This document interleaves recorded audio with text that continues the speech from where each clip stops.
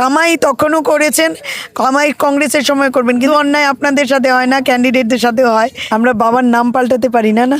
বিড়ালের গলায় ঘন্টা তো বাঁধতে হবে। মারাত্মক অভিযোগ করছেন পুলিশ প্রশাসনের বিরুদ্ধে করিমপুরে কংগ্রেস প্রার্থী যিনি রয়েছেন পূজা রায় চৌধুরী, তিনি কিন্তু একটা অভিযোগ তুলছেন যে আজকে করিমপুরে কংগ্রেসের রোড শো হওয়ার কথা ছিল, সেখানে ক্রিকেটার আজহারউদ্দিন সহ আরও অনেকেই আসার কথা ছিল, কিন্তু সেই জায়গায় শেষ মুহূর্তে কিন্তু সেই রোড শো বাতিল করে দিয়েছেন বলে খবর। আর সেই অভিযোগ করছেন কংগ্রেসের যিনি প্রার্থী রয়েছেন পূজা রায় চৌধুরী, তার সঙ্গে সরাসরি কথা বলবো।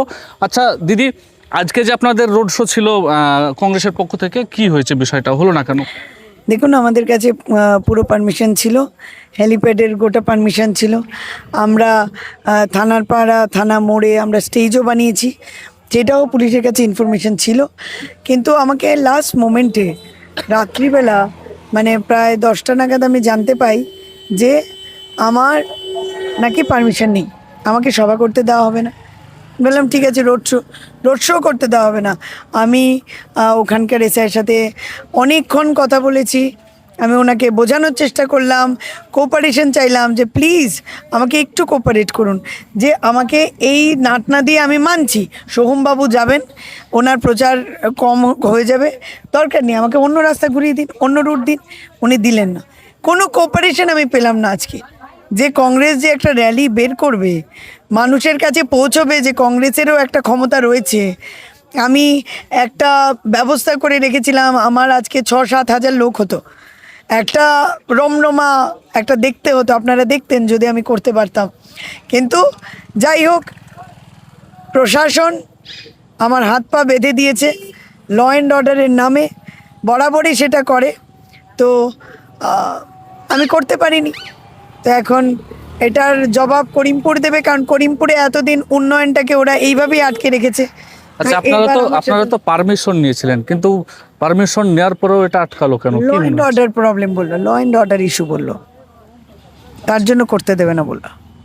তাহলে যাদের আসার কথা ছিল তারা তো আসতে পারলেন না, সেই জায়গায় আপনার কংগ্রেস যারা কর্মীরা রয়েছেন তারা তো একটা মানে আশাই ছিল, আবেগে ছিল, সেই জায়গায় কি না, একেবারেই হতাশ আমার কর্মীরা। আমার এখানের মধ্যে সকালে যখন আমি এখানে এসেছি, কৃষ্ণনগর থেকে গাড়ি চলে এসেছিলো, তেলের যে গাড়িগুলো সেগুলো চলে এসছে, সব চলে এসেছিলো, কিন্তু হেলিপ্যাডে নেমেই উঠে যাবে, তো আমি আর করতে পারলাম না, কারণ আমাকে যদি জায়গাটাই না দেয়।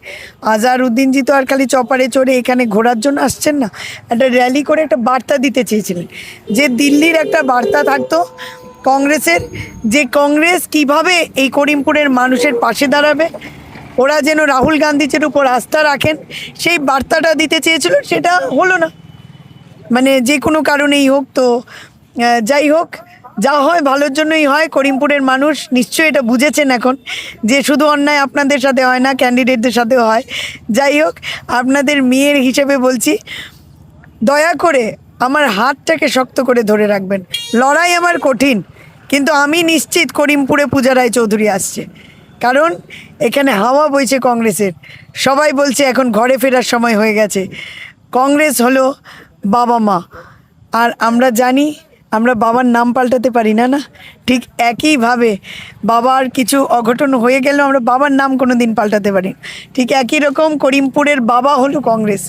কংগ্রেস একটা সময় ছিল, তো আমি চাই বাবার কোলের সবাইকে ফিরে আসতে বলছি। আমি বাবা মার ঘরে যারা যারা আগের কংগ্রেসিরা ছিলেন সবাই ফিরে আসুন, ভোট করুন, নিজেরা আবার মাথা উঁচু করে শিরদাঁড়া সোজা করে তোলাবাজি সিন্ডিকেটের বিরুদ্ধে গিয়ে, এই যে চাপের রাজনীতিটা চলছে আপনাদের বিরুদ্ধে, কাউকে হুমকি দিচ্ছে, কাউকে ধমকি দিচ্ছে, কাউকে তুলে নেওয়ার ভয় দেখাচ্ছে, এবং তার জন্য আপনারা আজকে তৃণমূল দলটা করছেন।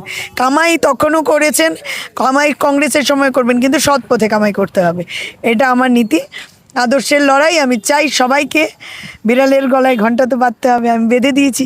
আমি চাই সবাই আমার এই নীতি আদর্শের লড়াইয়ে পাশে থাকুক, কারণ আপনাদের করিমপুর আপনাদেরকে আরও একটা সুযোগ দিচ্ছে কংগ্রেসের হাত ধরে করিমপুরকে এগিয়ে নিয়ে যেতে।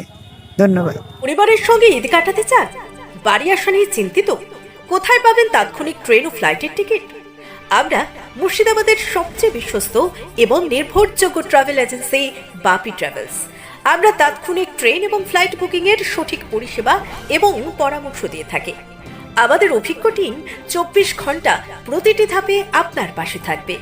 আপনার টিকিট বুকিং থেকে শুরু করে বোর্ডিং পাস, এমনকি এয়ারপোর্টে প্রবেশ পর্যন্ত। তাহলে আর দেরি না করে আপনার যাত্রাপথকে আগের চেয়ে আরও সহজ ও নিরাপদ করতে আজই যোগাযোগ করুন আমাদের সাথে। আমাদের ঠিকানা ডোমকল বাস স্ট্যান্ডের নিকট, মুর্শিদাবাদ।